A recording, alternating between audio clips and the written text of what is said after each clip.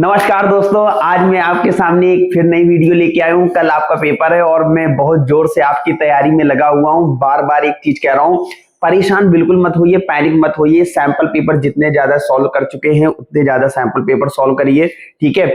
और एक माइंड में सेट कर लीजिए कि हर चैप्टर में क्लू क्या है। अगर ये आपको पता चल गया ना तो चैप्टर बहुत आसानी से आ जाएगा। मैं बार बार छोटी छोटी क्लिप बना रहा हूं ताकि आपको चीजों को बहुत आसानी से मैं समझा सकूं। मैंने केमिस्ट्री में आपको बहुत अच्छे से चीजें क्लियर कर दी हैं।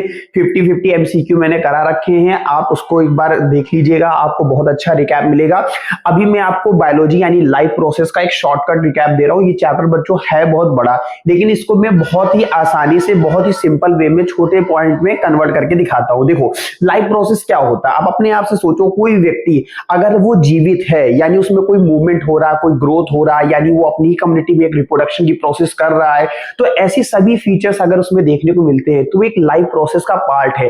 वहीं पे अगर इनके अपोजिट देखते हैं, अगर ये सारी प्रोसेस नहीं हो रही तो इसका मतलब उसके अंदर लाइफ एग्जिस्ट नहीं कर रही है। तो इस चैप्टर में हम यही देखेंगे कि एक्चुअल में लाइफ प्रोसेस क्या होती है, ठीक है। तो एक्चुअल में अगर आप ध्यान से देखोगे तो life process are the basic activity. अगर आप ध्यान से देखोगे, लाइफ प्रोसेस एक ऐसी एक्टिविटी है जिसमें मेंटेन करता है living organism, all living being perform this process to survive. जैसे अगर कोई व्यक्ति जीवित है तो उसके लिए क्या है, न्यूट्रिशन की जरूरत पड़ेगी, रिस्पायरेशन की जरूरत पड़ेगी, ट्रांसपोर्टेशन एंड एक्सक्रिएशन, ठीक है। इसके अलावा रिप्रोडक्शन। तो ऐसी बहुत सारी प्रोसेस है जिसके थ्रू हम बोल सकते हैं कि कोई भी ऑर्गेनिज्म लिविंग है और साथ ही साथ उसकी एक लाइफ प्रोसेस का एक बेसिक पार्ट है। ये चीज आपको ध्यान रखना है। तो न्यूट्रिशन का सीधा सा मतलब होता है कि वो फूड कहां से ले रहा है, यानी एनर्जी जो है उसको कहां से मिल रही है।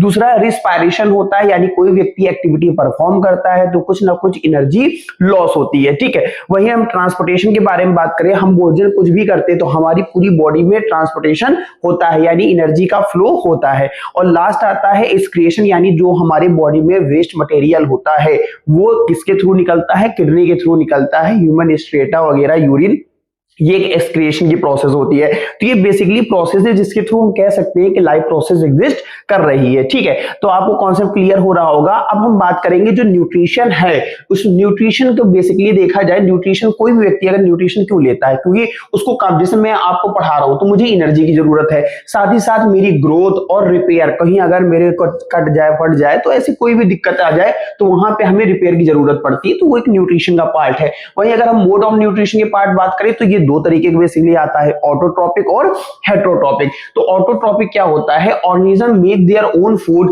जैसे जो अपना भोजन स्वयं बनाते हैं। ऑटो का मतलब होता है सेल्फ और ट्रॉपिक का मतलब होता है न्यूट्रिशन। जो सेल्फ अपना न्यूट्रिशन प्रिपेयर करते हैं उसे हम बोलते हैं ऑटोट्रॉपिक। इसके अलावा हम अगर बात करते हैं ना, इसमें भी दो और आ जाते हैं, फोटो ऑटोट्रॉपिक और केमो ऑटोट्रॉपिक, ठीक है। तो ये चीज आपको ध्यान रखना है। एग्जांपल अगर आप देखोगे, प्रोसेस इन्वॉल्व, जैसे फोटोसिंथेसिस, फोटो मतलब होता है लाइट और सिंथेसिस मतलब होता है बनाना। तो यहाँ पे क्या है, लाइट की प्रेजेंस में जब हम लोग चीजें प्रिपेयर करते हैं तो उसे बोला जाता है फोटोसिंथेसिस। तो आप यहाँ पे देख सकते हो एक फोटोसिंथेसिस की इक्वेशन है जिसमें कार्बन डाइऑक्साइड और वाटर है, जो कि सनलाइट की प्रेजेंस में क्लोरोफिल का एक ऐसा पार्ट होता है जहां पे स्टोमेटा एक ऐसा पोर होता है जहां पे एक्सचेंज करते हैं गैसेस। एक ओपन स्टोमेटा होता है, एक क्लोज स्टोमेटा होता है। इसका डायग्राम प्रिपेयर करिएगा, आई होप सो आ सकता है, ठीक है। उसके अलावा अगर हम बात करें, यहाँ पे ग्लूकोज देखने को मिलेगा और ऑक्सीजन। आपको भी बताया पेड़ पौधों से हमें क्या मिलती है, ऑक्सीजन मिलती है। तो स्ट्रक्चर आपको ध्यान। और एटीपी एक ऐसी प्रोसेस है जहां पे एनर्जी स्टोर होती है, 36 मॉलिक्यूल प्लस 2 मॉलिक्यूल्स अलग आ जाते हैं, ठीक है। उसके अलावा हेटेरोट्रॉपिक न्यूट्रिशन के बारे में अगर हम बात करते हैं तो हेटेरोट्रॉपिक में बेसिकली 3 तरीके के आते हैं, होलोजोइक, सेप्रोफाइटिक और पैरासिटिक। अब एक बात आपको ध्यान के रखना है दोस्तों, हेटेरोट्रॉपिक मोड ऑफ न्यूट्रिशन एक ऐसा न्यूट्रिशन, हेटेरो का मतलब होता है डिपेंड होना, यानी जो दूसरों पर निर्भर होता है उसे हम बोलते हैं हेटेरोट्रॉपिक। जैसे होलोजोइक जो ह्यूमन आता है, अमीबा आता है, ये हम लोग दूसरे के ऊपर। सेप्रोफाइटिक अभी डिटेल में बताएंगे, फंजाई, ठीक है। पैरासिटिक यानी लीच। तो ये 3 पार्ट में हेटेरोट्रॉपिक को हम डिवाइड कर सकते हैं, ठीक है।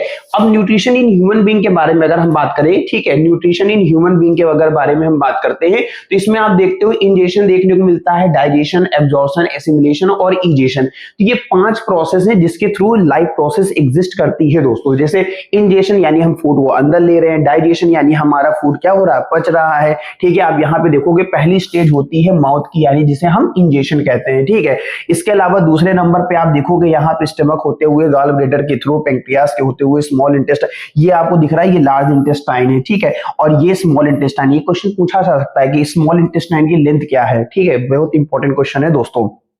और यहाँ पे न्यूट्रिशन क्या होता है, एब्जॉर्ब करता है। और लास्ट में आता है आपका एक्सक्रिएशन, जहां पे जो ह्यूमन की जो गंदगी होती है वो क्या होती है, डिस्चार्ज हो जाती है। तो ये आपको ध्यान रखना है, बेसिकली 5 प्रोसेस हैं और ये कोई भी लिविंग ऑर्गेनिज्म है उसमें ये 5 प्रोसेस आपको देखने को मिलेंगे। तो पूछा जाता है what are the process of nutrition in human being, तो आप ये 5 प्रोसेस लिखोगे, डायग्राम बना दोगे तो आपको 5 नंबर मिल जाएंगे। तो ये चीज आपको ध्यान रखना, बड़ा सिंपल है कॉन्सेप्ट।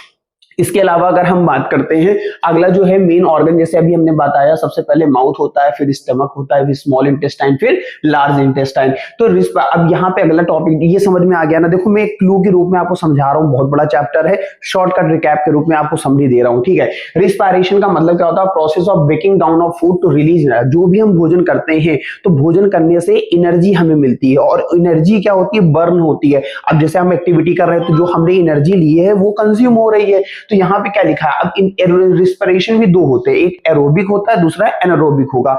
एक ऑक्सीजन की प्रेजेंस में होगा और एक ऑक्सीजन की एब्सेंस में होगा। तो यहाँ पे देखिए टाइप्स है, glucose, oxygen, carbon dioxide, water और एनर्जी, यानी ये ऑक्सीजन की प्रेजेंस में है। वही एनारोबिक रिस्पिरेशन के बारे में बात करते हैं, इसमें ऑक्सीजन की नीड नहीं पड़ती है। जैसे मसल में lactic acid plus energy, in yeast alcohol plus CO2 plus energy. तो बेसिक एनालिसिस है, हल्का से रिकैप के रूप में आपको मैं समझा रहा हूं ताकि एक शॉर्टकट आप वीडियो देख के रिवीजन कर सकते हो। यहाँ पे आप देख सकते हो एरोबिक रिस्पिरेशन के बारे में दिखाया गया कि ऑक्सीजन कैसे हम सर्वाइव कर रहे हैं। अगर हम सर्वाइवल नहीं करेंगे, अगर हमारे लंग्स में सांस यानी हम जो सांस ले रहे हैं, आपको पढ़ा रहे हैं, टीच कर रहे हैं, तो यहाँ फेफड़े देखिए फूल रहे हैं, ऑक्सीजन की सप्लाई की जरूरत पड़ रही है, ठीक है। तो ये पूरी प्रोसेस है जिसमें एरोबिक रेस्पिरेशन देखने को मिल रहा है। वहीं पे अगर आप देखोगे एनारोबिक यानी हमारी जो मसल्स ग्रोथ है, ठीक है। अगर मैं आपको दिखाऊं मसल्स ग्रोथ के बारे में, तो ये मसल यानी लैक्टिक एसिड्स होती है, ठीक है, ये विदाउट ऑक्सीजन है, ठीक है। तो ये चीज आपको ध्यान रखना है दोस्तों, ठीक।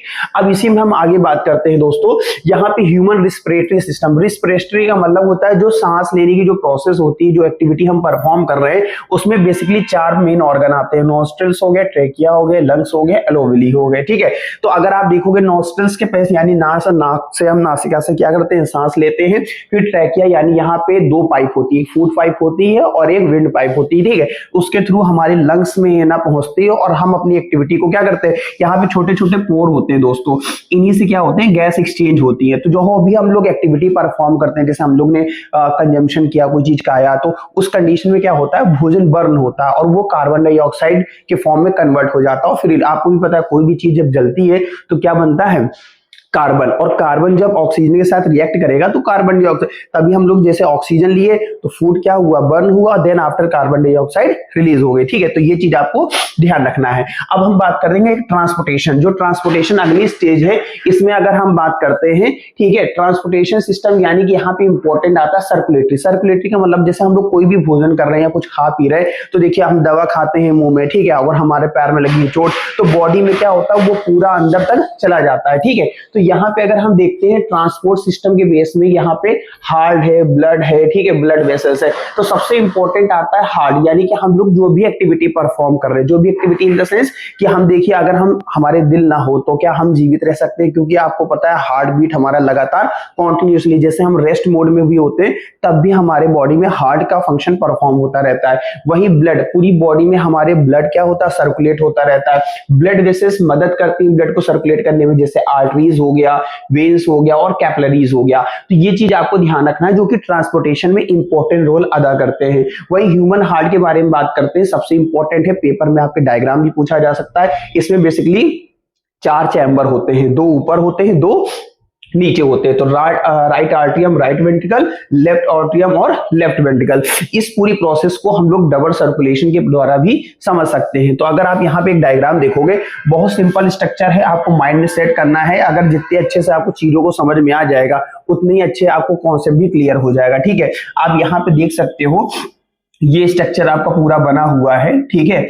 और ये यहाँ पे, ठीक है, एक रफली स्ट्रक्चर है। वैसे तो बनाने को अभी मैं आपको बहुत तरीके से बता सकता हूँ कि किस तरीके डायग्राम प्रिपेयर किया जाता है, उसकी मैं अभी एक अलग वीडियो लेके आता हूँ। फिलहाल तो अभी के लिए आप इतना समझ लो कि ट्रांसपोर्टेशन क्या होता है। कॉन्सेप्ट क्लियर हो रहा होगा बहुत अच्छे से, ठीक है। रफली डायग्राम है, अभी मैं अच्छा आपको बताता हूँ कि किस तरीके से, तो समझने के लिए मैंने बनाया है। अभी मैं बताऊंगा किस तरीके शॉर्ट, ठीक है। तो यहाँ पे इन प्लांट्स के बेस में बात कर, देखिए जो ट्रांसपोर्टेशन की प्रोसेस आपको ह्यूमन बीइंग में देखने को मिली है, सेम प्रोसेस आपको किसमें देखने को मिलेगी, प्लांट्स में। तो प्लांट्स में जो ट्रांसपोर्टेशन का सिस्टम होता है वो दो पार्ट में डिवाइड होगा, जाइलम और फैलम, ठीक है। तो जाइलम जो होता है पानी, आप देखो जो पेड़ पौधे होते हैं वो जमीन से पानी को क्या करते हैं, सक करते हैं, तो वो जाइलम परफॉर्म करता है। वहीं फैलम का काम क्या होता है, फूड को ट्रांसपोर्ट, जितना भी न्यूट्रिशन होता है वो सॉइल में मौजूद होता है, सॉइल से वो एब्जॉर्ब करते हैं, देन आफ्टर अपर बॉडी तक वो पहुंचाते हैं प्लांट की, ठीक है। तो ये आपको ध्यान रखना है, दो मेन पॉइंट है, बस मेन पॉइंट आपको समझा रहा हूं ताकि चीजें आपको क्लियर हो जाए। ह्यूमन स्क्रीटरी सिस्टम बहुत इंपॉर्टेंट है पेपर के लिए आपके, इससे डायरेक्टली क्वेश्चन आएगा। आई होप सो डायग्राम भी इसका आ सकता है।